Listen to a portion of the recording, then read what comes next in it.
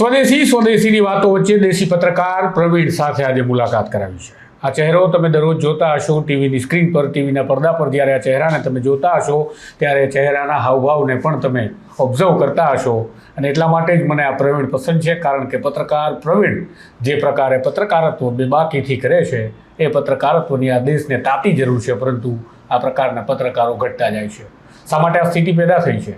શા માટે પત્રકારો ઉપર અત્યારે ખતરો છે? શું સમાજની કે દર્શકોની પત્રકારો માટેની કોઈ જવાબદારી નથી? માત્ર પત્રકાર જ જવાબદાર છે આ સમાજ અને આ દર્શકો માટે? વિગતે તમામ ચર્ચાઓ કરવી છે આજે આપણે પ્રવીણ આહિર સાથે. હાલ તેઓ GSTVમાં તમારા ટીવીના પડદા પર તમે રોજ જોતા હશો, પરંતુ આજે અપેક્ષા રાખીએ કે આજે એ પ્રવીણને જોઈએ કે જે પ્રવીણ કદાચ એ ટીવીના પડદા પર તમે નહીં જોઈ શક્યા હોય. નમસ્કાર પ્રવીણભાઈ. નમસ્કાર પ્રવીણભાઈ, સૌપ્રથમ મારો સવાલ આપને એ છે કે પત્રકારત્વ પસંદ કરવાનું કારણ શું હતું તમારા જીવનમાં? તમે તો ખેલવીર હતા. ક્રિકેટ જ. હા, અચ્છા, ક્રિકેટના કારણે પત્રકાર બન્યા? બધા ક્રિકેટર થોડા બની શકે. દરેકની મર્યાદા હોય. હા. અને એમાં પણ બહુ ખુલીને વાત કરું કે જ્યાં તમારા પેરેન્ટ્સ, માતા પિતા, આમ તો દરેક માતા પિતા એમ ઈચ્છતા હોય કે છોકરાનું કરિયર, એટલે આપણે શું છે પહેલા એમ થાય કે નહીં છોકરો વ્યવસ્થિત ભણી લે. એટલે ત્યારે એમય મનાતું કે નહીં ક્રિકેટ કે બાકી બધી પ્રવૃત્તિઓ છે, કારણ કે એમાં ઠીક છે કે નાના સેન્ટર પરથી આવો છો, ફેસિલિટીઝ એટલી છે નહીં, અને એ માઇન્ડસેટ એ હોય કે ભાઈ આપણે અહીંયા થોડા પહોંચીએ. જેમ કે આપણે કોઈ કદાચ નાના સેન્ટર પરથી આજથી 20 વર્ષ પહેલા કોઈ પત્રકારત્વ પસંદ કરે તો બહુ દેશી ભાષામાં કહું કે કદાચ વડીલો એમ કહે કે આપણા છોકરા અહીંયા ન હાલે. આ કદાચ ઓનેસ્ટલી જવાબ સાંભળ્યો છે, કારણ કે કદાચ એ કોઈ રિસ્ક નહીં લીધું. તો ક્રિકેટ નહીં, જામનગર છૂટ્યું, જામનગરથી આવું છે. એટલે જામનગરમાં દરેક વખતે હું કહું છું કે જે જામનગર વાસી જે છે ને એને તમે કાપો ને તો લોહીની જગ્યાએ ક્રિકેટ નીકળે. એ કેમ આપણે જાણીએ છીએ, આટલો સમૃદ્ધ ઇતિહાસ છે. અને દરેક સ્પોર્ટ્સ ઘણું બધું શીખવે છે. ક્રિકેટ કોમ્પિટિટિવ લેવલ છૂટી ગયું. જામનગરથી ગ્રેજ્યુએશન કરવા અમદાવાદ પહોંચ્યો, એટલે અહીંયા હોકીને બધું રમ્યો, ક્રિકેટ અહીંયા પણ રમ્યો, બાકી બધી ગેમ્સ, થિયેટર કર્યું, આજે તે કર્યું.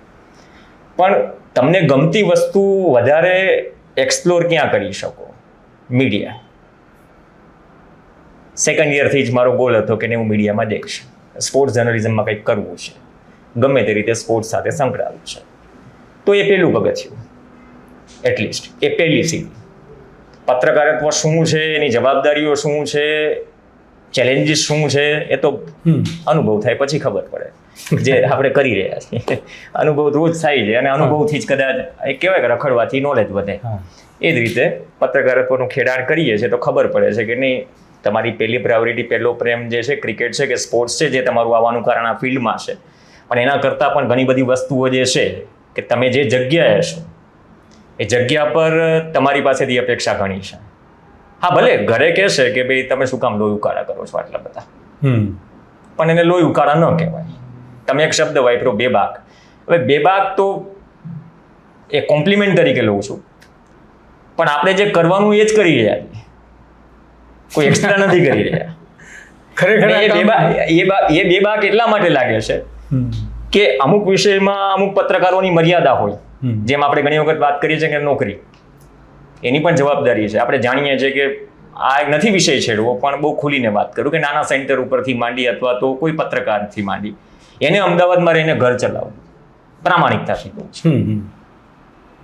દરેકનો રસ્તો છે, એ દરેકને રસ્તો મુબારક. આજના ફીસના ખર્ચા, મેડિકલના ખર્ચા, ભાડે રહો છો તો ભાડું, અને મારી જેમ તમે હપ્તે મકાન લીધું છે તો મહિનાનો હપ્તો. આ બધું કમાવાનું તો ખરા ને. અને પછી એમ હોય કે નહીં આગળનું શું, એમ છોકરા તો સમયસર બધું મોંઘું થતું જ હશે. એટલે આ બધી વસ્તુઓથી, એ બધી વસ્તુ આપણી આસપાસ પણ છે, સામાન્ય જનતાની આસપાસ તો છે જ. એટલે સામાન્ય જનતા પણ એ જાણે પડદા પાછળની વસ્તુ કે ભાઈ અમારી સાથે પણ છે, એવું નથી હોતું. અમને એ બધી બાબતોની ચિંતા હોય છે. એટલે એ બધી એ ચિંતાઓ, એ જવાબદારીઓ વચ્ચે આપણે આ કરવાનું છે. પણ આવી ગયા છીએ તો મેદાન ન છોડવું. એ ક્રિકેટ અથવા કોઈ સ્પોર્ટ્સમેન હોય કે જેને લગાવ હોય, કારણ કે કોઈ પણ સ્પોર્ટ્સ ઘણું બધું શીખવે છે કે મેદાન ન છોડવું, લડવું, કરી રહ્યા છે. પણ આ લડતમાં આ સંઘર્ષની અંદર પ્રવીણ એવું લાગે છે કંઈ ને કંઈ કે અત્યારે પત્રકારત્વની અને પત્રકારોની સ્થિતિ કફોડી બનતી જાય છે. સંઘર્ષ તો માની લઈએ કે બધા જ કરતા હશે, એવું નથી કે તમે કીધું એમ કે જે બીજા પત્રકારો છે પણ કરતા હશે ઇનકેન પ્રકારે, પણ આ અત્યારની જે સિચ્યુએશન છે, તમારો તો વર્ષોનો અનુભવ છે, અત્યારની સિચ્યુએશનમાં તમે શું માનો છો? વધુ ગંભીર નથી સ્થિતિ? ગંભીર એટલા માટે હું કદાચ કોઈ વ્યક્તિગત નામ નહીં લઉં, કારણ કે આપણી જ ફ્રેટર્નિટી છે ઓવરઓલ, દરેકની મર્યાદા હોય છે અને વિશ્વસનીયતાનો જે પારો છે. સંપત સરલનું મને વાક્ય યાદ આવે છે કે દેશમાં જે મૂર્તિઓ છે એ આકાશ આંબી રહી છે, લોકતંત્ર અને વિશ્વસનીયતા પાતાળમાં જઈ રહ્યું છે. એટલે આ વિરોધાભાસ છે, અને વિરોધાભાસ જો એક પત્રકાર ન માપી શકે અથવા ખુલીને વાત ન કરી શકે, હા એ મર્યાદામાં હોય, વ્યક્તિગત બાયસનેસ ન હોવી જોઈએ. આમાં એ પ્રકારની સ્થિતિ થઈ કે મારી પાછળ પાણી ભરેલું છે, હું ફિલ્ડ રિપોર્ટિંગ કરતો હોય, ક્યાંક ને ક્યાંક પાણીનો ભરાવ, ક્યાંક ને ક્યાંક ન હોય, પાણી ભરેલું છે તો ભરેલું છે, કોરું છે તો કોરું છે, એ જે કહેવાની ઢબ જે છે. અને જેમ આજકાલના નેતાઓ મોટાભાગના, વ્યક્તિગત એમાં પણ નામ નહીં દો, પણ મોટાભાગના નેતાઓ આજની રાજનીતિ ગણી લઈએ તો કે જમીન છોડી દીધી છે, હવામાં બહુ આવી ગયા. હવામાં ઇન ધ સેન્સ કે તમે જમીન પર નથી ફરતા, એ જ રીતે પત્રકારનું જમીન પર ફરવું જરૂરી હોય છે. પણ એ જ પત્રકારને કોઈ સ્પેસિફિક કામ સોંપાઈ જાય, સપોઝ કે તમે હું ઓફિસમાં છો તો તમે એટલું ફીલ ન કરી શકો જે કદાચ તમારો પણ પ્રિય વિષય છે અને મારો પણ પ્રિય વિષય છે. તમે એક જવાબદારીથી, અને એ જવાબદારી એના કરતાં પણ મોટી છે, પણ તમને ગમે છે શું ફિલ્ડ, એનાથી તમને મજા આવે, લોકો સાથે વાતચીત કરવાની મજા આવે, એનાથી એક કીક મળે છે જે તમે કરવા આવ્યા છો, તમે અત્યારે કરો છો. હા, અને લોકોને એમ ન થાય ને કે ભાઈ આ તો સાતમા આસમાનમાંથી આવે છે, આ આપણા વચ્ચેથી જ છે, કારણ કે એટલું ખુલીને વાત કરવી પડે તો વાત કરશે. આ એ વાત અલગ છે કે આજે બહુ એક કોમન વાત એ થઈ ગઈ છે, આજે કદાચ જે લોકોમાં પરસેપ્શન છે કે ભાઈ વિશ્વસનીયતા મીડિયાની, ગોદી મીડિયાથી માંડીને જે પણ રવીશ કુમારે જે ઉપાધિ કે જે ટાઇટલ આપ્યું છે, એ દર વખતે દર સરકારોમાં રહેવું છે, કેટલા % રહેવું છે એ વ્યુઅર્સ જાણે છે, એટલા મેચ્યોર છે વ્યુઅર્સ આજના સોશિયલ મીડિયાના જમાનામાં. પણ જ્યારે ઘણી બધી વખત તમે વાત કરો ને સમસ્યાની, તો ઓન રેકોર્ડ કોઈ ઘણા ઓછા બોલવા તૈયાર હોય. ખબર છે કે મારા ઘર સામે ગટર ઉભરાય છે, સાચી વાત છે, ઓમ સાહેબ કરો ને 2 વર્ષથી તકલીફ છે, એટલે આપણે એમ કહીએ કે ના સમસ્યા જેન્યુન છે. હા, તમે તમારી ભાષામાં તમારી લાગણી મૂકો, અમે એના માટે છે ને બૂમ શેના માટે છે. જો મીડિયા સામાન્ય જનતાનો અવાજ હોય અથવા એના શબ્દો જે સમાચાર પત્રોમાં છપાય છે એ એટલા મૂલ્યવાન કે એટલા ભારે હોય પત્રકારત્વની દુનિયામાં, તો પછી એ શબ્દો તો એમ ના હોવા જોઈએ. તો આપણે સૂત્રો લોકોના કહેવા અનુસાર એવું કેમ કહેવું પડે? તો જેટલી જવાબદારી મીડિયાની છે એટલી જનતાની પણ છે કે ખુલીને એટલીસ્ટ વાત કરે, સામે દેખાય છે, આ ઓફ ધ રેકોર્ડ વાત કરશે, ના સાહેબ અમે નહીં ભૂલીએ. ઘણી જગ્યાએ તમે પણ ફેસ કરતા હશો, અમે પણ ફેસ કરતા હોઈએ, અને આપણે ફેસ કરતા હોઈએ છતાંય શું છે, એક ટેગ લાગી જાય એમ કે તમને તો કંઈ એટલું સારું દેખાતું જ નથી. સારું દેખાય એને આવકારવામાં આવે ને, રોડ દેખાય છે, કેવા અચ્છા રોડ દેખાય છે, બહુ સારો રોડ છે, નરી આંખે જોઈ શકાય એ વિકાસ, અને નરી આંખે તમારે નજર ફેરો ને જ્યાં જુઓ ત્યાં ખાડા જ ખાડા હોય, એને પછી ખાડા જ કહેવાય.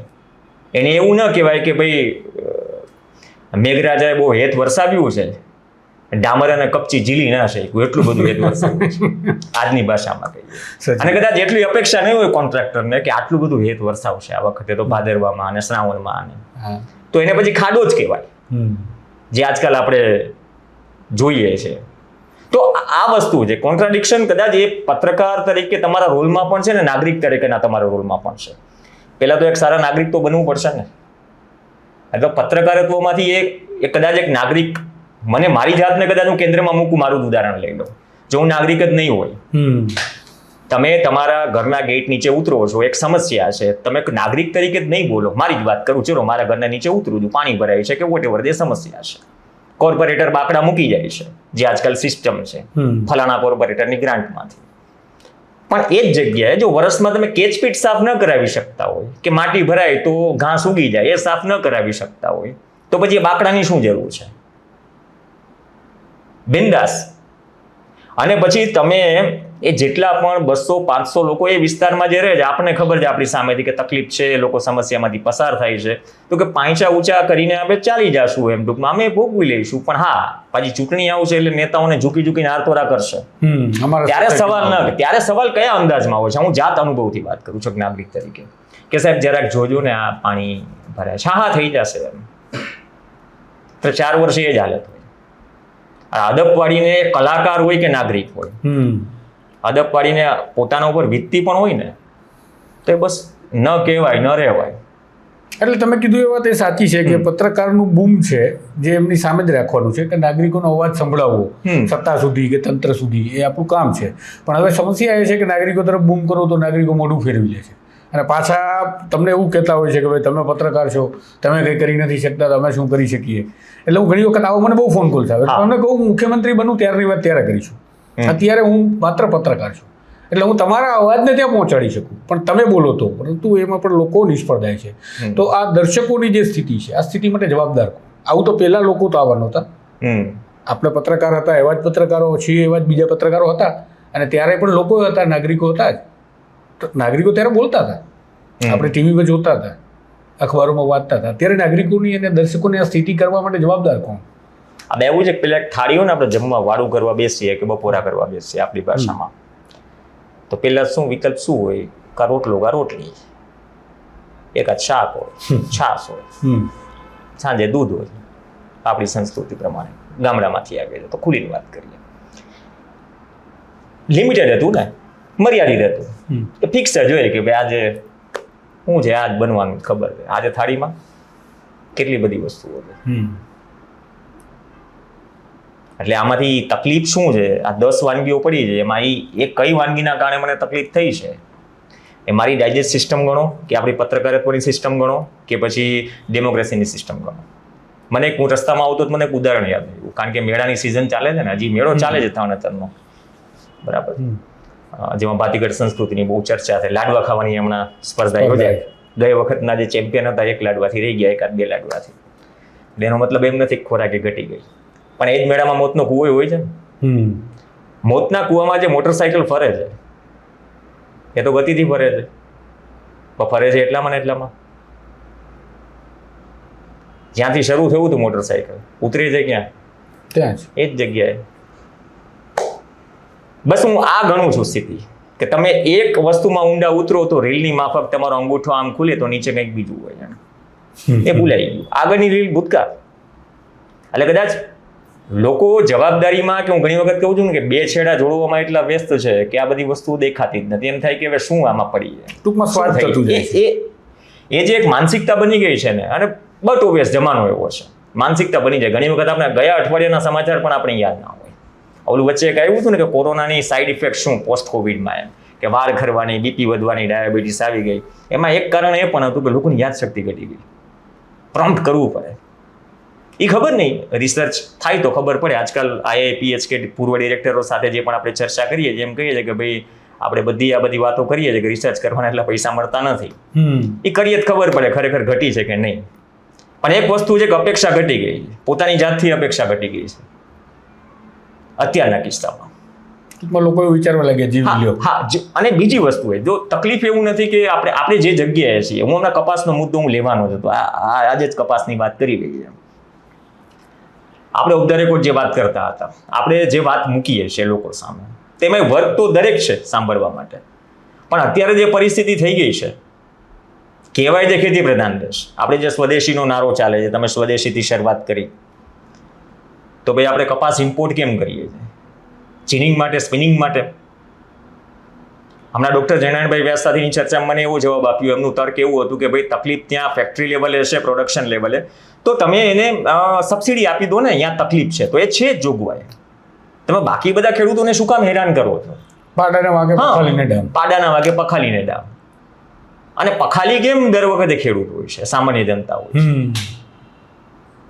આજે સાહેબ હું એક દર વખતે ડિબેટમાં એક બહુ કોમન બાબત, જ્યારે કપાસના ભાવ નથી વધતા, સામાન્ય ખાસ તો લોકભોગ્ય ભાષામાં જર્નલિઝમ કરાય એ રીતે, કારણ કે છેવાડોનો નાગરિક સમજી શકે એ રીતે આપણે બોલવું જોઈએ. પણ તમે ચાય એટલે કે જાણી જોઈને બોલતા હોય, કે પછી તમે જે રો આપણે છીએ, જેવા છીએ તેવા, એ રીતે. કે આજે સાહેબ તમે 1 મણ એટલે કે 20 કિલો કપાસ તમે આજે માર્કેટ યાર્ડમાં વેચવા જાઓ, કોપન બજારમાં વેચો. આજે હું ખેડૂત તરીકે 20 કિલો કપાસ, 1 મણ કપાસ પેદા કરું છું.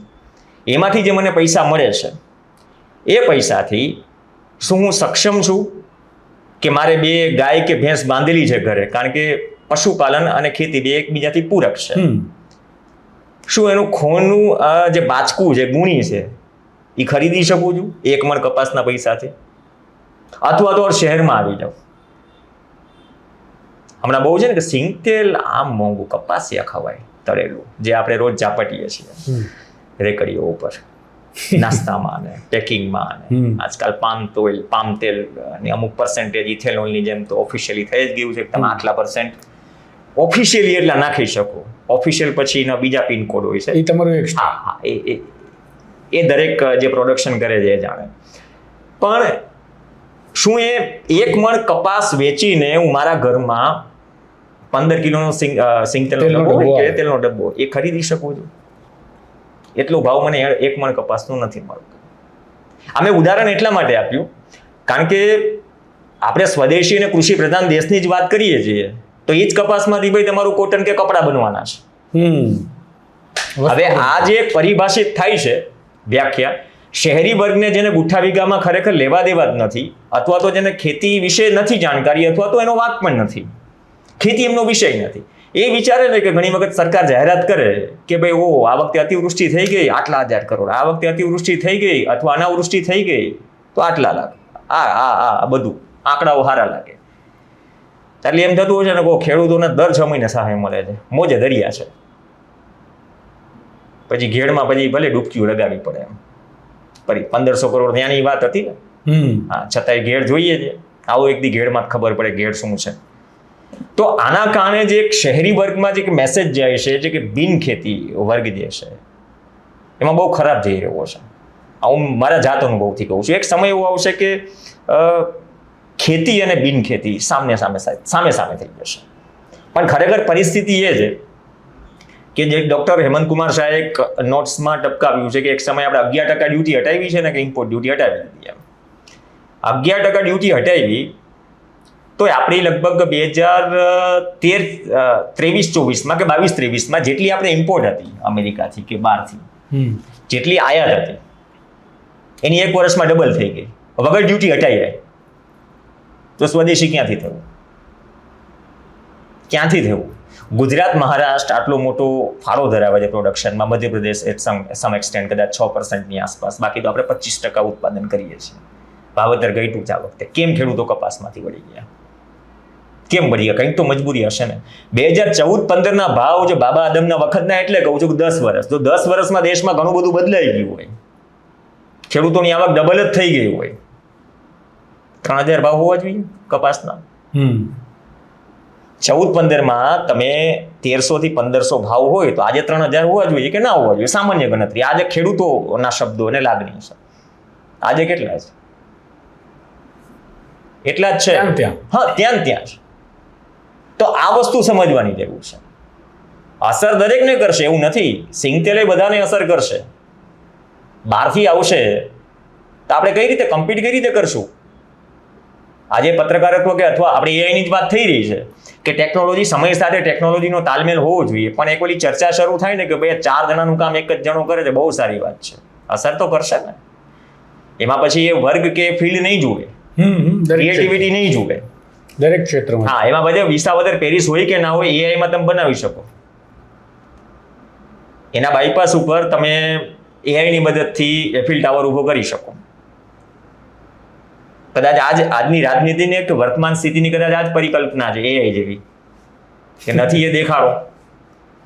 આ દુરંદેશી શબ્દ કે દુરંદેશી, હવે દુરંદેશી ખબર નહીં, ગોલ ક્યાં સેટ થયા. 2022માં આવક ડબલ કરવાની વાત હતી, ખર્ચા ડબલ થઈ ગયા. એટલે આ એ પરસેપ્શન જાય છે ને તુષારભાઈ, એ ખરેખર આપણે નાના વિસ્તારમાંથી આવે છે. આપણે એ સમય જોયો છે. આપણે ઓફ ધ રેકોર્ડ વાત કરતા હતા કે ડબ્બા ડંકી વિશે કેટલા જાણતા હશે, વાવાઝોડું જેવું છે, ભૂકંપ જેવું છે, 2.5 મહિના લાઇટ વગર કાઢ્યા છે. 9 વાગે તમે ડબ્બા ડંકીએ બોઘેડા કે ગાગર કે હાંડો ની લાઈન લાગી હોય ત્યારે બીજા દિવસના પાણીની વ્યવસ્થા થાય. હાલો, આજે એ પરિસ્થિતિ નથી. સમય સાથે ઘણું બધું બદલાયું છે, જીવન ધોરણ બદલાયું છે. એનો મતલબ એ નહીં. મારા પપ્પા નિવૃત્ત સરકારી શિક્ષક એમ, અને બહુ જમીનના જીવ એમ, શિક્ષણના જીવ. એને મેં એક વખત સામાન્ય રીતે પૂછ્યું, મેં કીધું શું લાગે છે બદલાવ એમ, તમે શું માર્ક કરો છો બધી વસ્તુઓમાં? તમે આટલો સમય કાઢ્યો, આટલી બધી પરિસ્થિતિઓ જોઈ, સરકારી ખાતામાં કાઢી, તમે તમારા વિસ્તારમાં કાઢી, તમે દેશ બદલતા જોયો, ઘણું બધું જોયું. તો મને કે દીકરા એ કે છે ને ભૌતિક સુવિધા વધી એનો મતલબ એમ ના થયો કે વિકાસ થયો. બધી રીતે સારી બાબત છે, સમય સાથે વધી, પણ એની સાથે એક નાગરિક તરીકે તમે કેટલા જવાબદાર છો એ મેં કીધું સવાલ કે તમારી પોતાને જાતને કરવો પડશે. તો સવાલ કદાચ આપણે એવી પરિસ્થિતિમાં પૂછાય તો હું મારી જાતને કરું છું,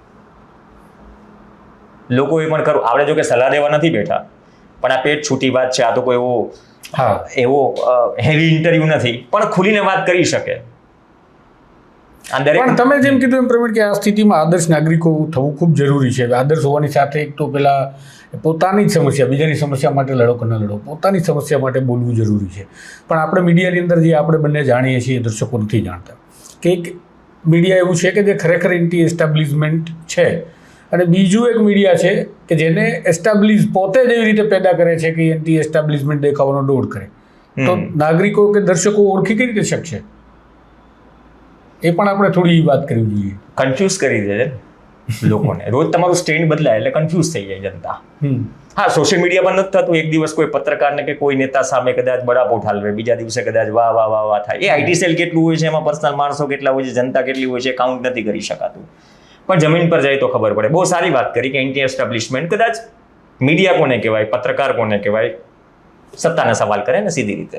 સવાલ એને જ કરવાનો હોય ને, એમના હાથમાં છે. આજે કોઈ ભરતી અટકી છે તો ભરતી ત્રીજો પક્ષ કરવા નહીં આવે ને. આજે શિક્ષકો જે રાહ જોઈ રહ્યા છે, હજી રાહ જોઈએ છે. એવા તો કેસ મળે છે ને, 2011-12 પીટીસી કર્યું, 9-10 પીટીસી કર્યું, હજી શિક્ષક બનવાની રાહ જુએ છે. તો સવાલ કોને કરીશ? સવાલ વિપક્ષના નેતાને કરવાનો. 30 વર્ષથી તો એની સરકાર નથી.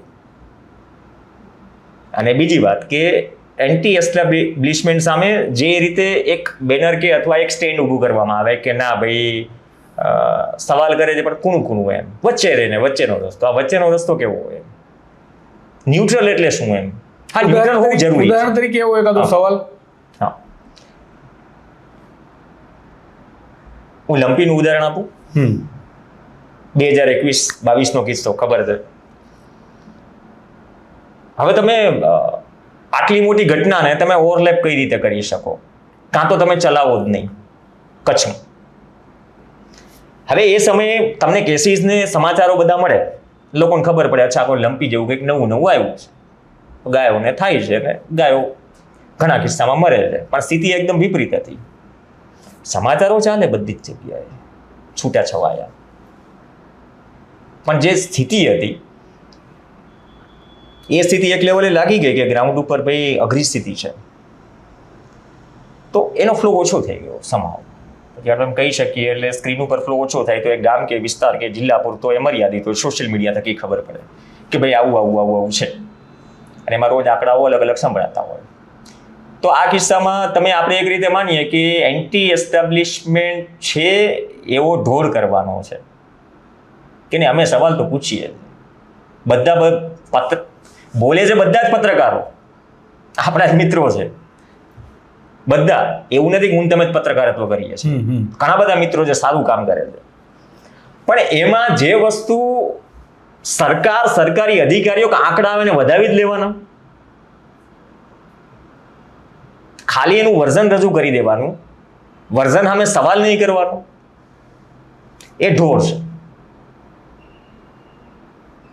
પશુપાલન વિભાગના જે કંઈ પણ અધિકારી છે, જેમની જવાબદારી છે, એ ફિલ્ડ ઉપર જાય છે, એમને ખબર છે પરિસ્થિતિ ખરાબ છે, છતાંય તમે એમની સાથે વાત કરો. અથવા મીડિયામાં જે ઓવરઓલ ઇન જનરલ સ્ટેટમેન્ટ આપે છે બધી જ જગ્યાએ ચાલે છે. વ્યક્તિગત રીતે હું ફોન કરું, તમે ફોન કરો, કદાચ એ આંકડા કે લાઈનની બહાર જવાબ નહીં હોય એટલે જ સરકારી કહેવાય.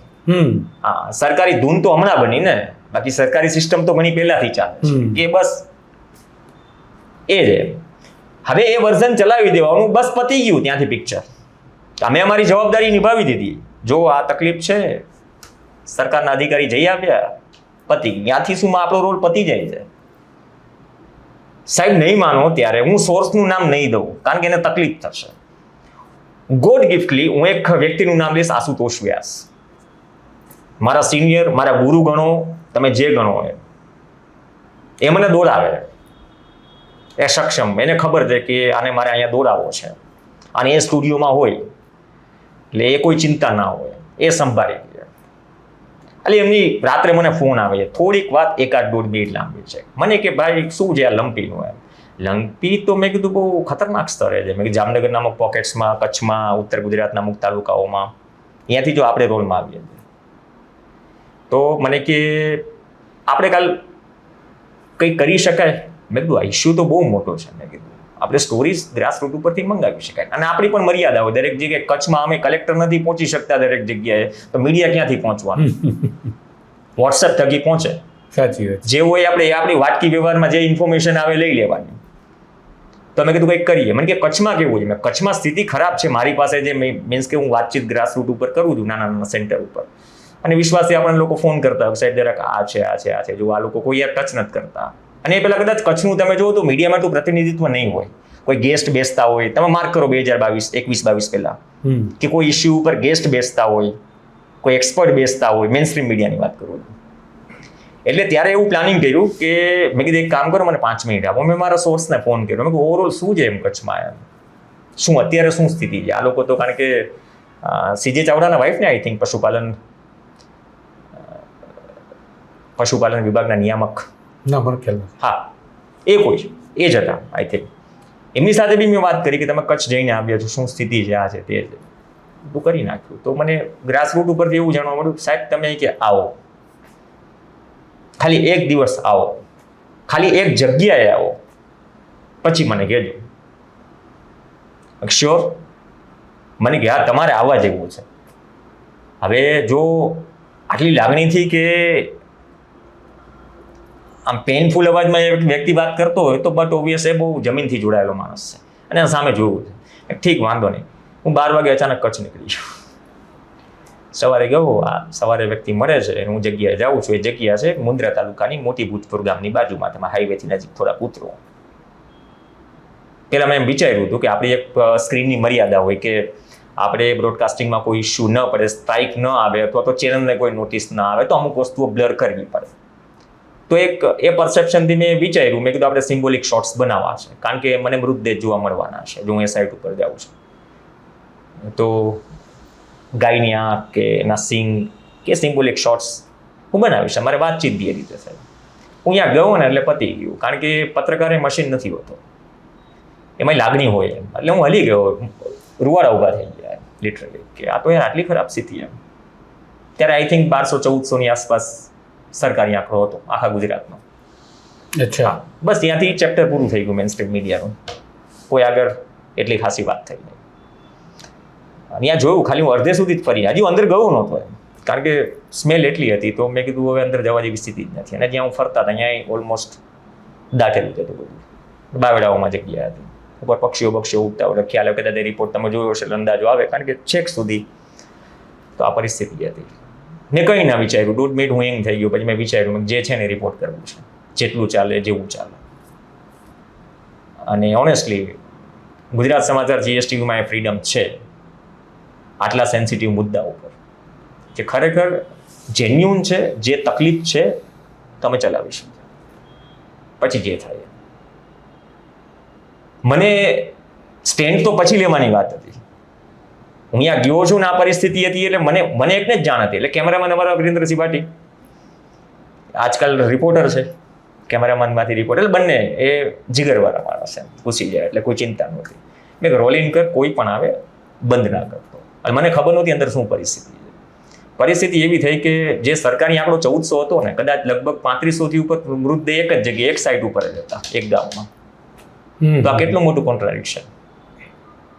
બિદડાથી માંડીને બધા ગામ છે, અહીંયા બધા એક ઘરમાંથી 15-15, 20-20 ગાયો, કારણ કે આ ધણ મોટું. એટલે 2-4 સેન્ટરની મેં મુલાકાત લીધી જે સૌથી વધારે એફેક્ટેડ છે. અહીંયા લોકોનું કેવું હતું, ખાલી કે 2 તાલુકામાં જ 50,000 ગાય મળી છે. એના શોખ. પત્રકારો શું કરી રહ્યા હતા, ટીવી ચેનલ ત્યારે શું કરી? કશું નહીં, લંપી છે. પણ વાત જે 1400 કે જે સરકારી આંકડો અપાય છે ને, હવે આંકડો સાચો છે ખોટો છે ખરાઈ કોણ કરશે? પત્રકાર અને આજે પરસેપ્શન લોકોનું બને છે નીચે કે યાર તમે આટલી બધી ખરાબ સ્થિતિ છે ને યાર કોઈ નથી બોલતા એમ. પહેલા તો અહીંયા જવું પડે. લોકલ સેન્ટર પરથી મેં વાટકી વ્યવહારવાળી બાકી બધી વાતો કીધી કે કેમ મર્યાદા હોય છે, તમારે કન્ટેન્ટની કેમ મર્યાદા હોય છે, તમારે વિઝ્યુઅલ્સની કેમ મર્યાદા હોય છે, તમારે ઇશ્યુઝની કેમ મર્યાદા હોય છે. તું ગયો એ પતાવીને ઓલમોસ્ટ તમે જુઓ ને 2-4 જગ્યાએ એ બી ગયો, ટ્રીટમેન્ટ પોઝિટિવલી થતી હતી, એ લોકો લાડવા હળદરના બનાવીને બધું ઔપચારિક રીતે જે થતું હતું બચાવવાનું. પછી મેં આંકડા જોયા, એક તાલુકા આખામાં તમારે છે ને સિંગલ પશુ ચિકિત્સક નહીં, પશુ નિરીક્ષક, અને બહુ સારી રીતે જે પશુપાલન સાથે જોડાયેલા છે તમે એટલી જાણકારી રાખો છો કે પશુ નિરીક્ષક યાર ચિકિત્સક નથી એ. તો તમે વેક્સિનેશન કઈ રીતે? પહેલી વાત તો કે વેક્સિનેશન આટલા બધા, કારણ કે જે જિલ્લામાં વસ્તી કરતાં વધારે ઢોર હોય, પશુઓ હોય, દેશનો સૌથી મોટો ભૌગોલિક રીતે મોટો જિલ્લો, અહીં આટલી ફેસિલિટી. મહાજનોની ઘણી બધી મોટી સંસ્થાઓ છે, બહુ સારું કામ કરે છે. પાંજરાપોળો આટલી મોટી છે, બહુ સારું કામ કરે છે, પણ સરકારી સ્ટ્રક્ચર શું? આ તો કોરોના જેવું થયું. કોરોના પછી પણ આ ખરાબ સ્થિતિ હતી, કોરોના જેવી સ્થિતિ હતી કે ટપાટપ મરી રહી હતી ગાયો.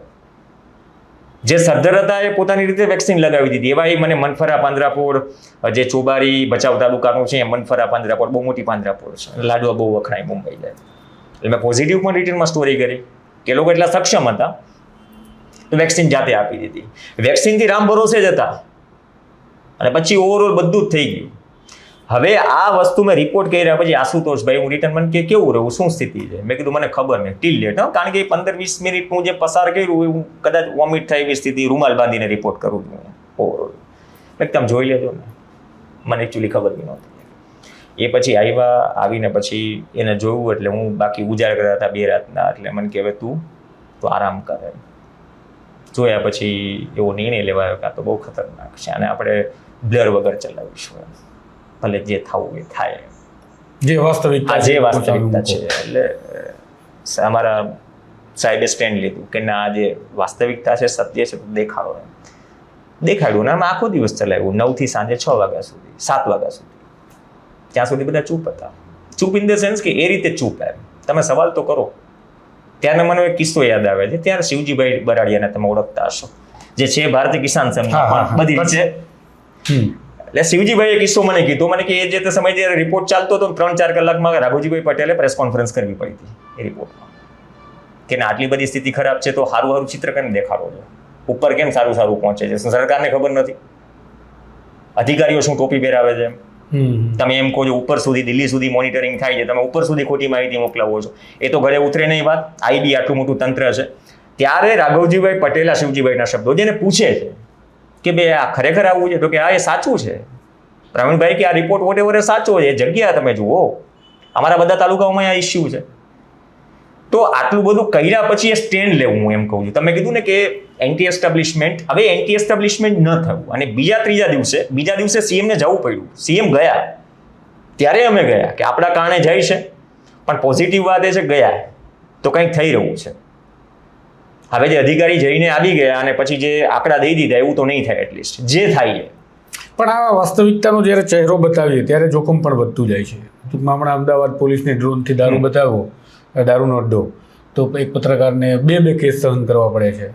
એક પત્રકારે સમાચાર બતાવ્યા તો જામીન માટે દોડવું પડે છે. આસામમાં ગુનો દાખલ થાય છે અભિષાર શર્મા. આ બધી જે સ્થિતિ પેદા થાય છે એમાં પ્રવીણ સાથે ક્યારે એવું ઘટનાઓ ઘટી કે અરીસો બતાવ્યો તો જોખમ પેદા થયું અથવા તો હેરાનગતિ વધી, કાયદાકીય પ્રક્રિયા ગૂંચવણમાં ફસાવવામાં આવ્યા, એવું ક્યારેય થયું કે ક્યારેય નહીં? ના, આજ દિન સુધી નથી થયું. ભાગ્યશાળી છું. ના, હા, એ તમે જે ગણો આજ દિન સુધી નથી થયું. અને જે થઈ રહ્યું છે કદાચ એ થોડું દુઃખદાયક છે. કેટલું મેઇન સ્ટ્રીમ મીડિયામાં એવું પત્રકારત્વ થાય છે, એન્ટી એસ્ટાબ્લિશમેન્ટ નહીં પણ જે છે રિયલ ઇશ્યુઝ ઉપર કોણ વાત કરે છે. આજે જે અદાણી કંપની સામે જે વિરોધ ચાલી રહ્યો છે કચ્છમાં, 750 kVની વીજ લાઈન જે ખાવડાથી હળવદની વાત છે, વાડિયા અને જે સામખિયાળી આસપાસના જે ગામો છે, લલિયાણા ને બધા આવે છે, અહીંયા પરિસ્થિતિ શું છે? અહીંયા પરિસ્થિતિ આ જ છે ને. ફેક્ટ વસ્તુ એ છે કે હજુ કોઈ વળતરનું કોઈ ફિક્સ થવું નથી એમ. જંત્રી પ્રમાણે તમને બે જ ઓપ્શન આપે. જંત્રી પ્રમાણે 900 રૂપિયા મળે છે, એના ખેડૂતોનું કેવું છે. શું આવે 900 રૂપિયામાં? જમીનના ભાવ ખૂટી જાય, જમીનની આસપાસ અરે એ તો પતી ગયું. ઊભા થાય. જમીનના ભાવ તો એ પોલ આવશે એટલે ઘટી જ જશે, પણ તમે જે જમીન આપો છો એનું તો વળતર હવે અગાઉના વર્ષોમાં જેટકો જ્યારે એક્વાયર કરે છે, સંપાદન કરે છે, ત્યારે 4500 પર ચોરસ મીટરે ભાવ હતો, આપ્યો છે. એમાં ઘણા લટકી ગયા એવું નથી, ઘણા હપ્તાય નથી પહોંચ્યા. તો એટલીસ્ટ એની આસપાસ અપેક્ષા તો રાખે ને. હવે તમને બે જ વિકલ્પ આપવામાં આવે. પર્સનલ એજન્ટો રાખેલા હોય છે ઘણા બધા કિસ્સામાં કે સસ્તામાં જોઈ લેશું. ખરેખર એ તો મળવું જોઈએ તો ઇક્વલ ને. આજે મારી 4 મીટર જાય છે કે 50 મીટર જાય છે, આ મીટર હિસાબથી એક વસ્તુ ફિક્સ હોવી જોઈએ. એ નથી, પણ કેટલા લોકો વાત કરશે? એ ઇસ્યુ હજી સળગતો છે, કામ અટકેલું છે. તમે પોલીસને ગોળ ફેરવો, તમે ખેડૂતોને ગોળ ફેરવો, એજન્ટો ઉતારી દો.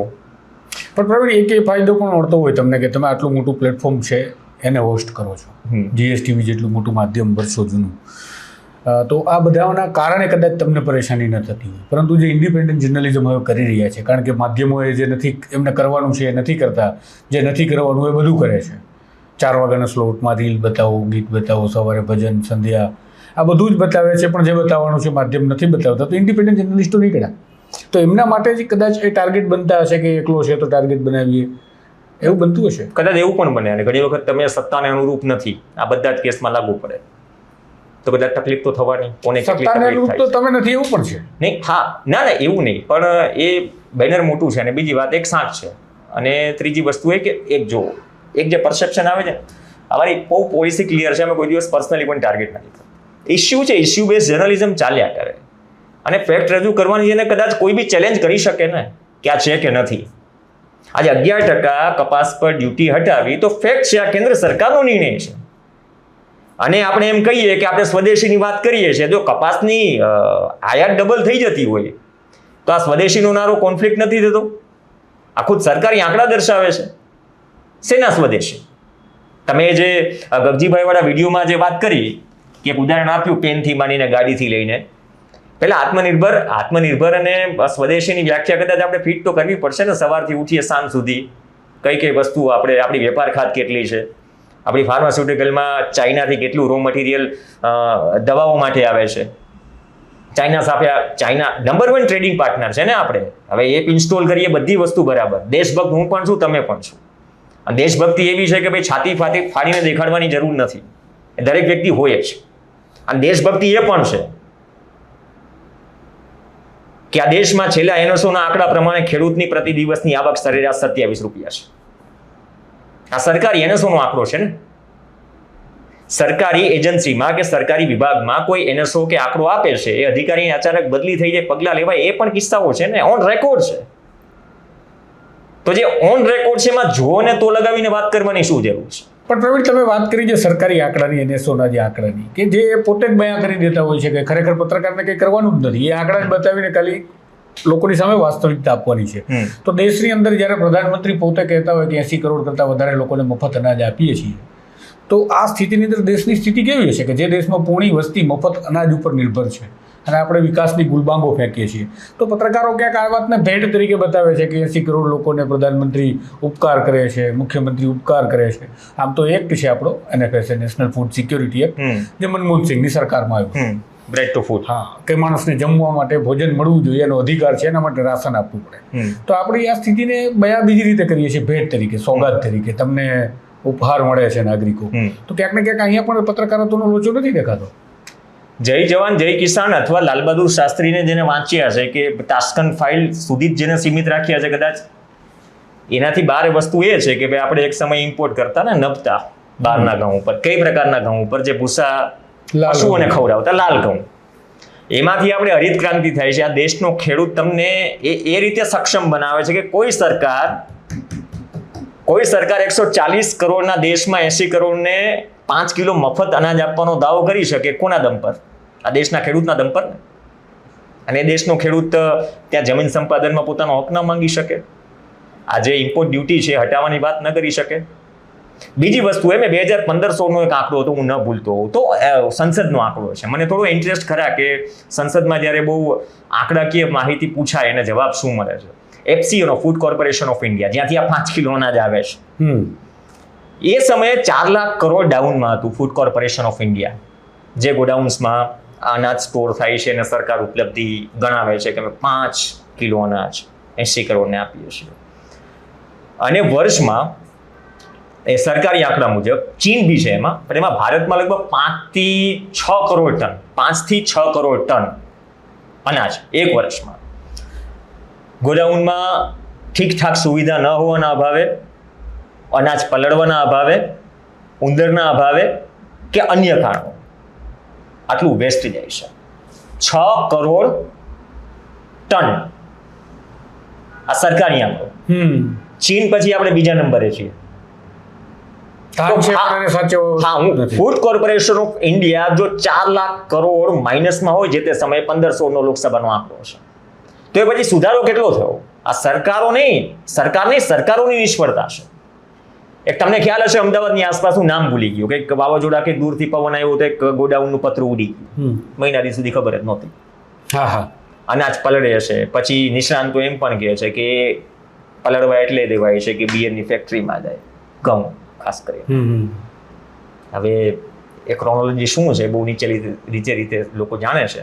હવે આ બધી જ પરિસ્થિતિઓ છે, છતાંય સરકાર એમ કે 2 સ્ટેટમેન્ટ હતા. હમણાં એક સ્ટેટમેન્ટ ને 25 કરોડ લોકોને ગરીબીમાંથી, આઈ થિંક 25 કરોડ ને, તો 25 કરોડ ક્યાં મારે જોડવાના? કારણ કે 80 કરોડને અનાજ તો કન્ટિન્યુ આપી જ રહી છે સરકાર. 25 કરોડને તમે ગરીબીમાંથી બહાર કાઢ્યા, તેનો મતલબ એવું થયો કે 100 કરોડથી વધુ લોકો ગરીબ હતા દેશમાં. અથવા એ 80 કરોડમાંથી તમે 25 કરોડને ગરીબીમાંથી બહાર કાઢ્યા, તો બાકી વધ્યા કેટલા? મારું ગણિત થોડું કાચું છે. 65. હા, તો 65 કરોડ વધ્યા આવે. તો 65 કરોડને વધ્યા છે તો સરકાર દાવો કેમ કરે છે કે 80 કરોડને આપણે 5 કિલો અનાજ મફત આપીએ છીએ? તો બીજા 25 કરોડ કોણ લઈ જાય?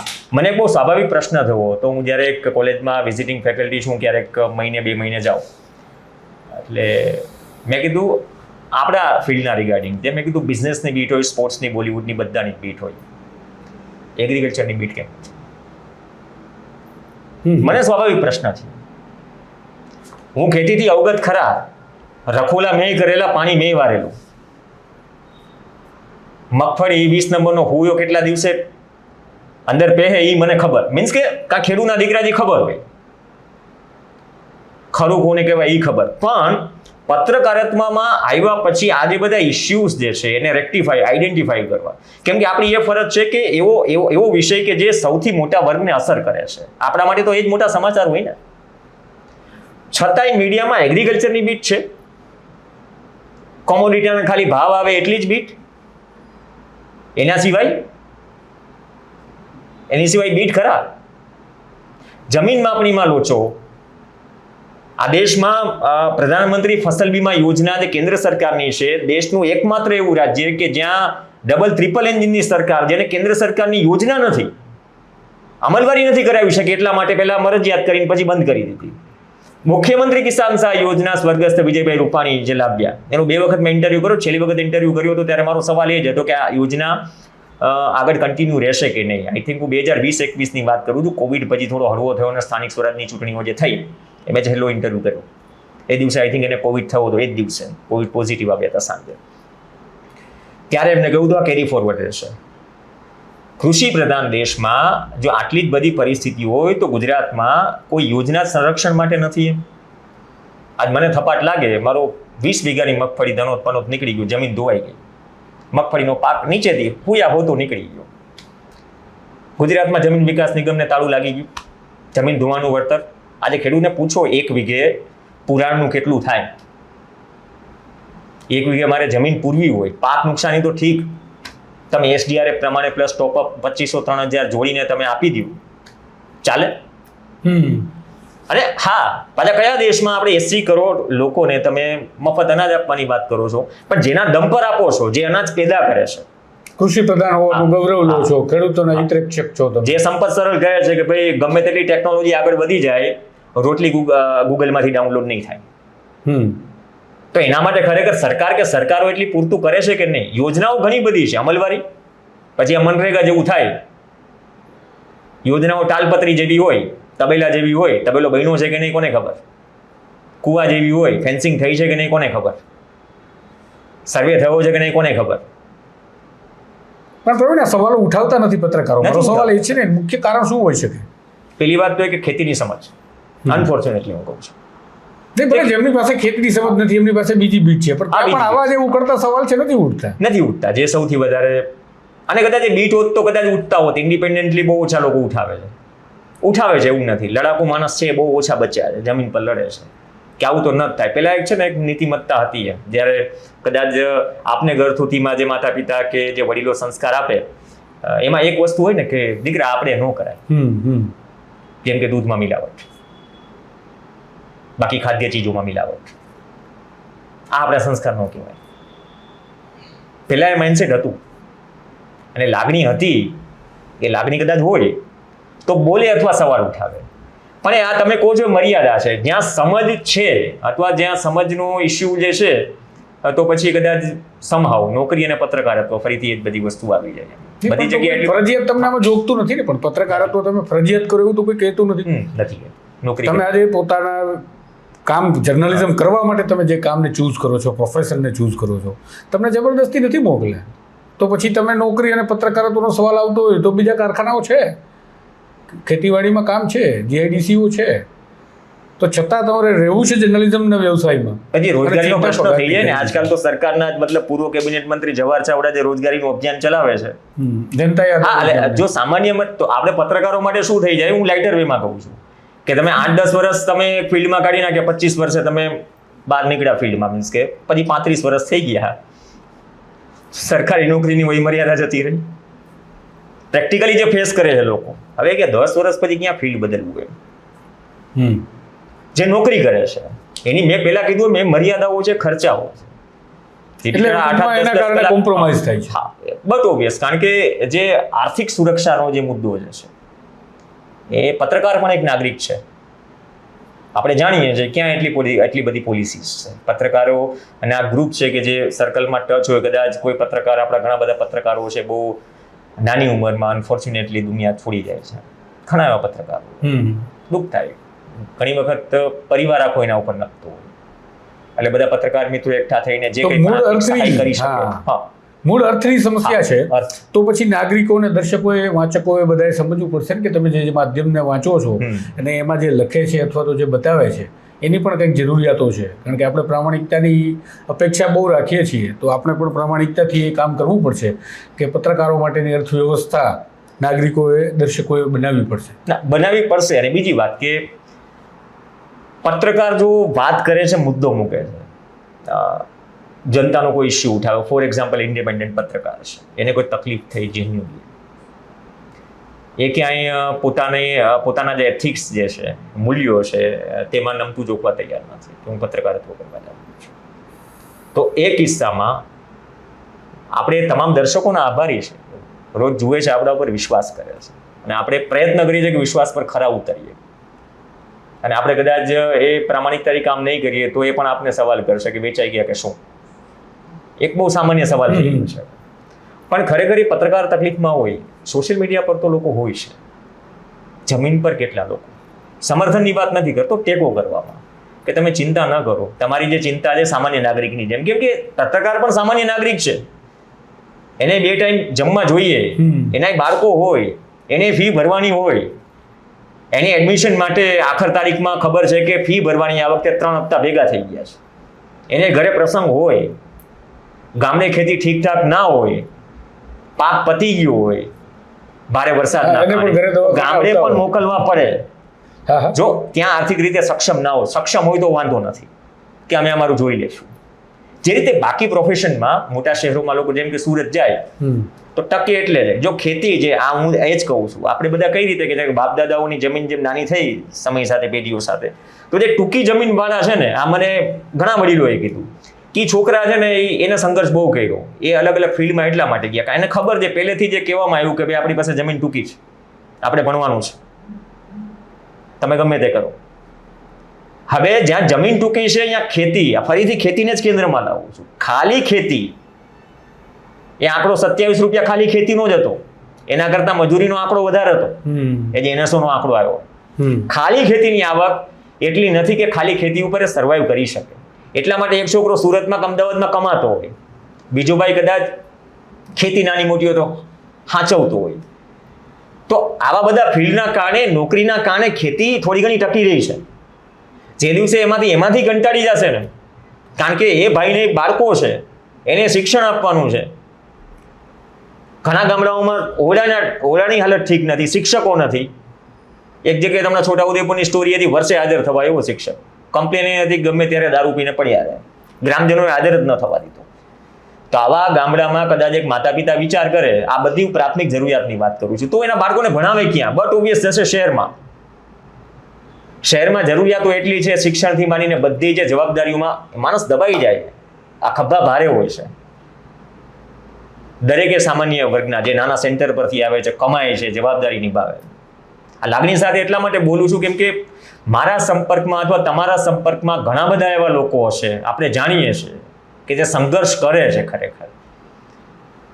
જે લોકો સોશિયલ મીડિયાથી કે સ્ક્રીનથી કે સોશિયલ મીડિયામાં આપણે કોઈ વાત બેબાક રીતે મૂકીએ છીએ, નિડરતાથી મૂકીએ છીએ, એ કેરેક્ટરને લોકો જે જાણે છે, પણ એ કેરેક્ટર, એ ચહેરા પાછળનો સંઘર્ષ કે પીડા કે એની જરૂરિયાત એનાથી કદાચ એટલા નથી અવગત હોતા. એમાં એનો કોઈ વાત નથી, કારણ કે રૂબરૂ સંપર્કમાં નથી.